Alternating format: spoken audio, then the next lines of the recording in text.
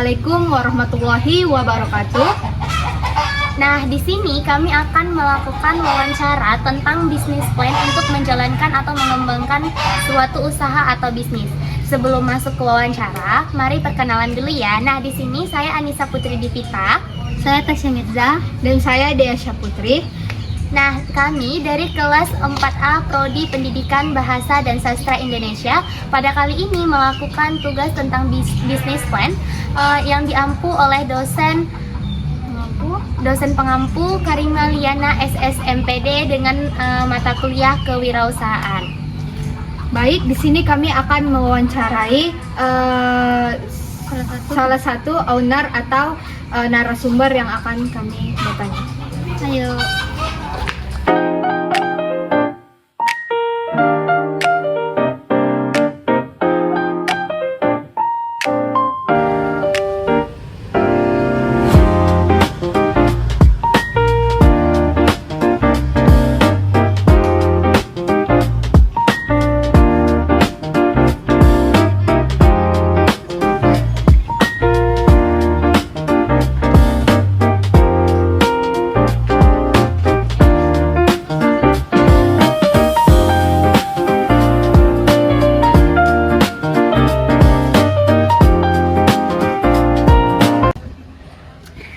Halo guys, selamat sore.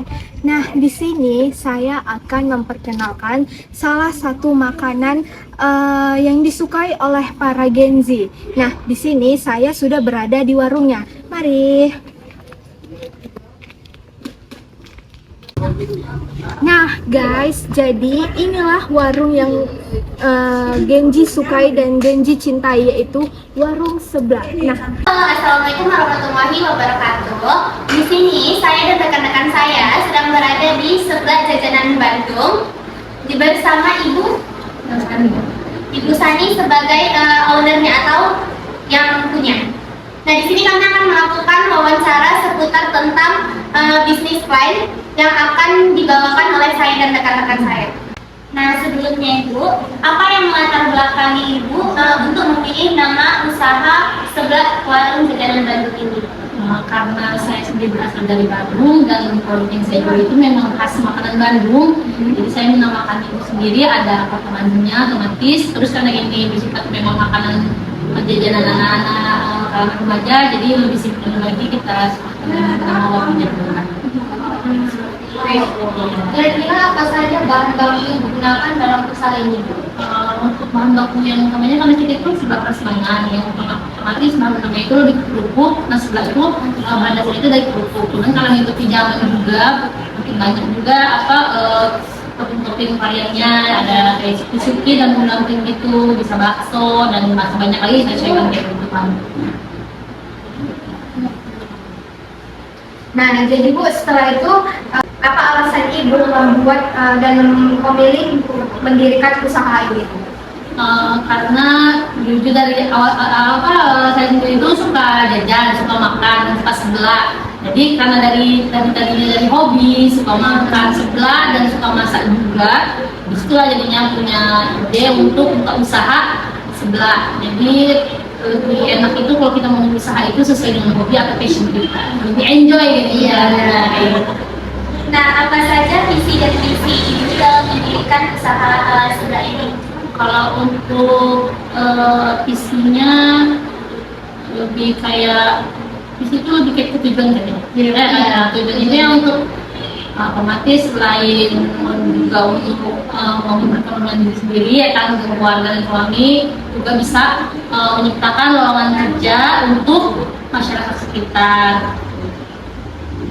Untuk misinya, kalau untuk misinya berharap kedepannya bisa membangun banyak cabang lagi. Seperti yang kita tahu, kami pusatnya pertama kan warung jalan itu ada di Tanjung Balai dan ini cabang ketiga. Siapa sebagai pasar Ibu yang jadi target utamanya yang membelinya itu? Kalau untuk target-targetnya ini tentunya lebih ke anak remaja, terutama wanita ya, perempuan gitu. Karena makanan sebelah ini kan memang rasanya pedas kayak gitu berkuah, dan biasanya kalau makanan pedas-pedas yang berkuah ini memang dominannya lebih disukai digemari sama perempuan gitu kan, sama anak remaja kayak gitu ya, genji lah kayak gitu. Nah, jadi Bu, setelah itu bagaimana rencana Ibu dalam penjualan produk ini dalam 1 sampai 3 tahun ke depannya? Kalau untuk itu lebih kayak untuk konsisten dari rasa kan, untuk pelayanannya seperti itu, konsisten dari rasa, pelayanan, dan kami sering mengadakan promo-promo kayak gitu untuk bisa tetap konsisten, untuk bertahan ya kan. Apalagi sekarang ini banyak saingannya juga gitu kan, banyak saingan kuliner dan jualan yang sama, jadi kami itu selalu dan menerapkan itulah satu promo-promo ya kan, ada diskon mau sekolah atau apa gitu, voucher, ngasih voucher, makanan voucher, sama itulah konsisten di rasa dan pelayanan. Nah, terus apa saja sih strategi pemasaran yang Ibu gunakan untuk mengenalkan produk Ibu itu kepada konsumen? Strategi itu kami biasanya lewat medsos juga ya kan, dari IG FB, TikTok kayak gitu. Terus kami juga pernah mencoba untuk endorse saat content creator biar makin banyak yang tahu kayak gitu kan. Terus itulah strategi marketing kami itu lebih ke kami mendekati anak sekolah untuk ngasih voucher kayak gitu biar lebih ada potongan harga untuk sekolah yang mahasiswa. Dan terus Bu, bagaimana proses produksi produk dari usaha ini? Proses produksinya itu sendiri, kita itu sistemnya makanannya itu kan bukan yang ini, bukan cepat saji, tapi makanan yang diolah. Jadi saat ada yang beli, ada yang pesen baru kita masak kayak gitu.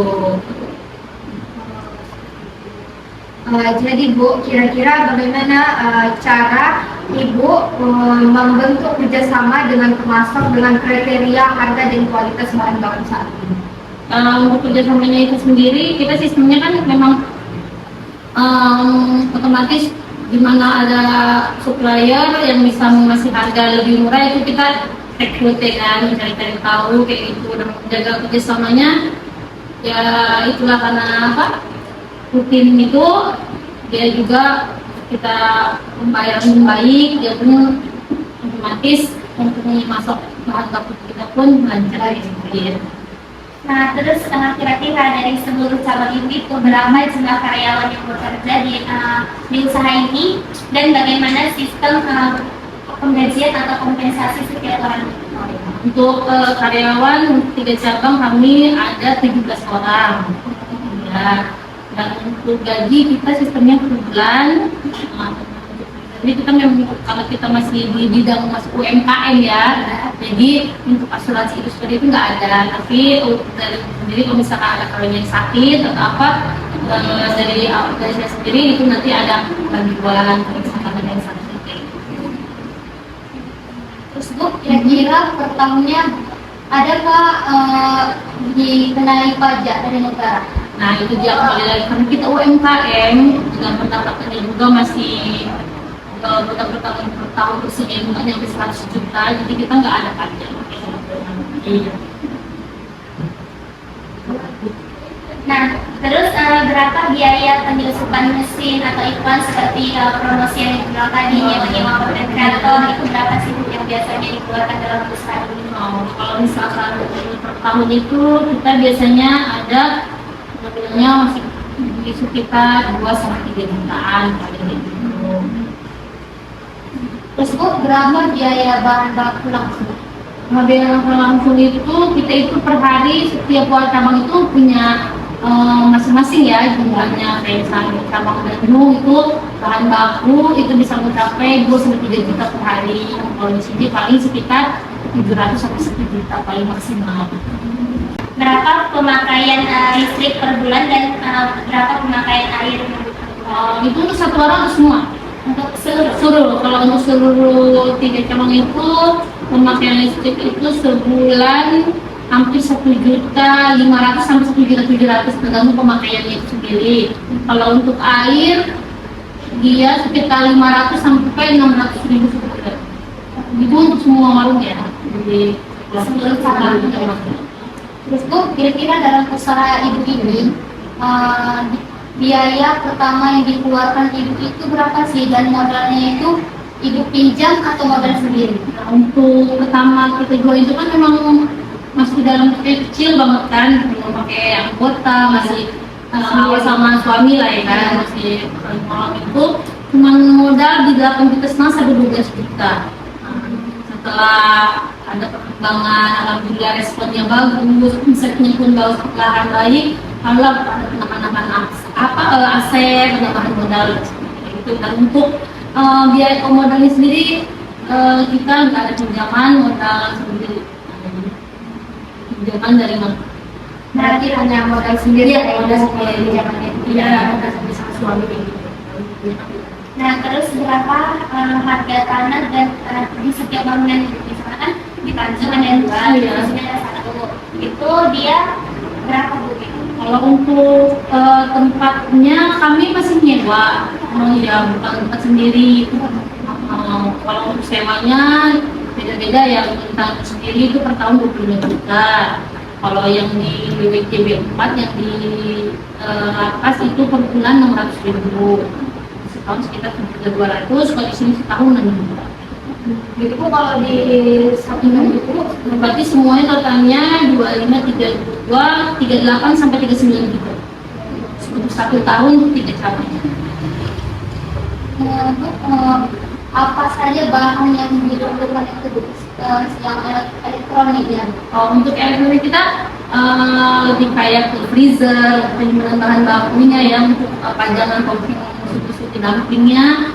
Terus kita udah jelas kita pasti butuh untuk tempat minum itu sealer ya, untuk minuman, blender untuk mau bikin bumbu kayak gitu, kulkas, paling itu aja sih elektronik. Kalau di kantornya maksudnya Bagian kasir, ya. Untuk kasirnya sendiri kita udah pakai sistemnya, dia pakai kayak mini pos itu kan, pakai tab, pakai batik kasir, pakai print kayak gitu. Nah, biasanya alat-alat yang mau datang itu dia biasanya diangkut menggunakan apa? Kita paling biasanya pakai seperti motor, kereta, atau pakai meja.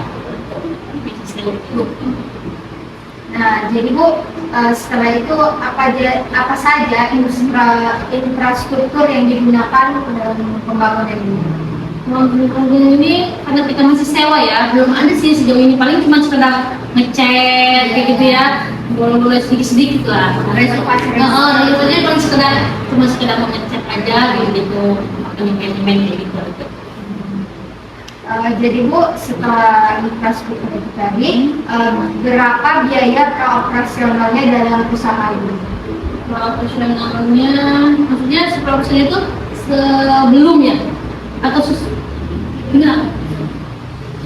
Menurut lah biaya operasionalnya per bulan, atau kalau untuk biaya operasionalnya per bulan itu kan berarti itu masuk ke dalam gaji juga? Atau semua bahan baku itu lah ya? Semua yang menyeluruh, berarti kalau untuk 3 cabang itu rata-rata pengeluarannya sekitar di angka 170 juta sebulan ya, kurang lebih untuk 3 cabang.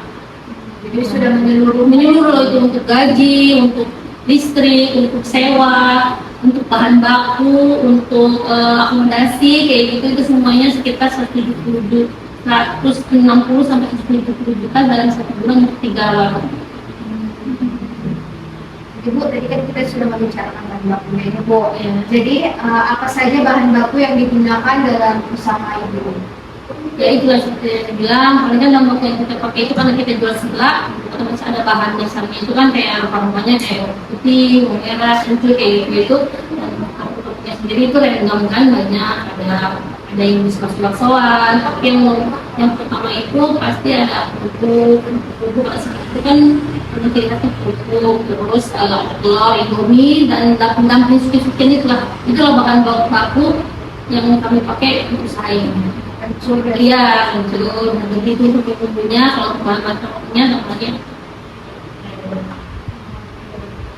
Tadi kita sudah membahas tentang cuanki-cuankinya ya kan Bu. Jadi apa saja persediaan bahan yang wajib di stok untuk Oh iya. Kalau misalkan kita sistemnya itu gak banyak in stok, karena kita ini sistemnya kan masih karena UMKM, kita gimana caranya untuk pengeluaran dan pemasukan itu biasa seimbang. Jangan sampai uang itu semua tertanam di bahan baku. Satu itu dari uang itu karena bahan baku yang kita pakai itu riskan untuk rusak. Jadi walaupun kita pakai freezer, kita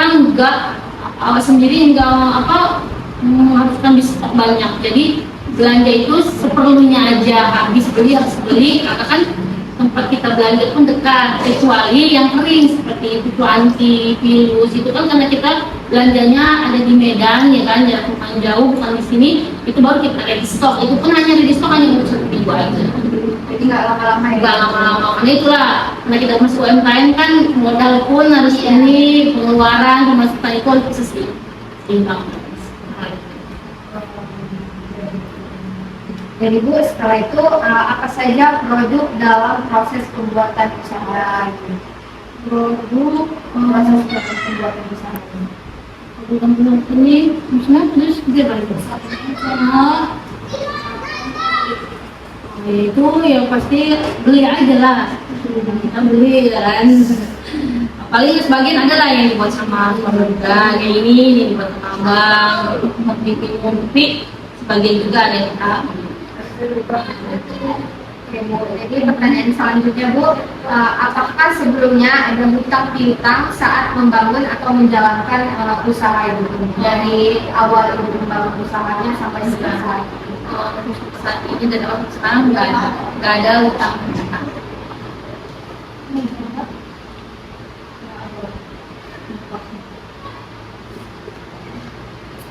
Nah, berapa uang kas dari usaha ini?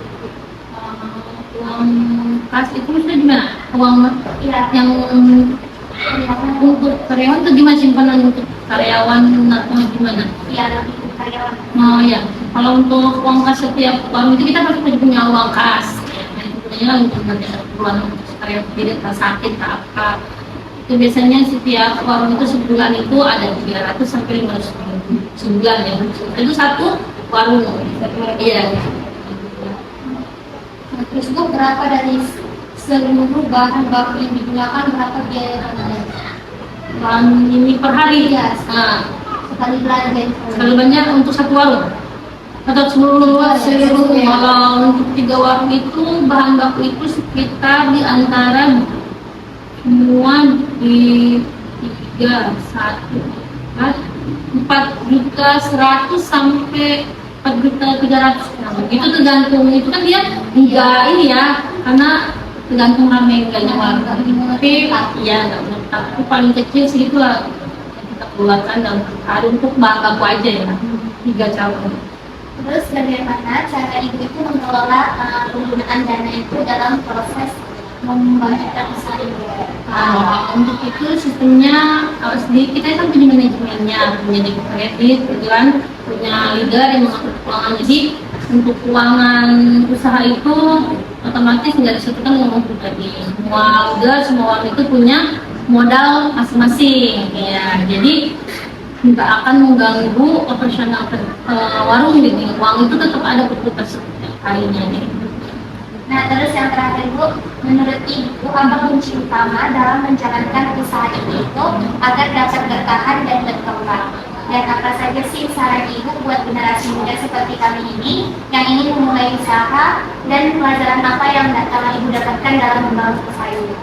Karena itu yang saya pelajari itu, satu, kalau kita ingin membangun usaha, yang pertama kita kuatkan itu bukan hanya sekedar modal, tapi mental juga.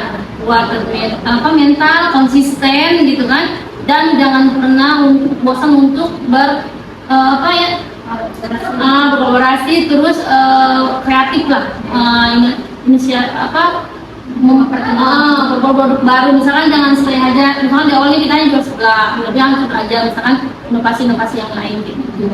Intinya dari usaha ini yang penting konsisten, kuat mental, terus kreatif ya. Iya. Nah, mungkin itu aja yang dapat kami wawancarai tentang seputaran bisnis plan untuk membangun atau membangkitkan usaha agar tetap berkembang di zaman yang kuat persaingan ini. Nah, mungkin sekian dari wawancara kami. Kami akan mengucapkan terima kasih banyak kepada Ibu Sani selaku narasumber, dan kami tutup menu yang best seller, ada seblak paketan ini ya guys, dan ada seblak prasmanannya. Nah, untuk melihat topping-toppingnya sendiri, ayo ikuti saya untuk melihat topping-toppingnya guys. Nah, di sini ada beberapa topping-topping untuk seblak atau dumpling-dumpling ya guys. Ada sosis guys. Iya. Ini kesukaan. Iya ya. Ada jamur enokinya juga guys. Lepel. Itu miminya. Ngomong lah. Ini ada miminya guys, per mimian, dan ini per topping-toppingannya. Mungkin segitu aja yang dapat kami wawancarai tentang bisnis plan untuk membangun atau membangkitkan suatu usaha. Mungkin sekian dari kami akhiri dengan Assalamualaikum warahmatullahi wabarakatuh. Bye. Betul dulu. I just had to let you know you're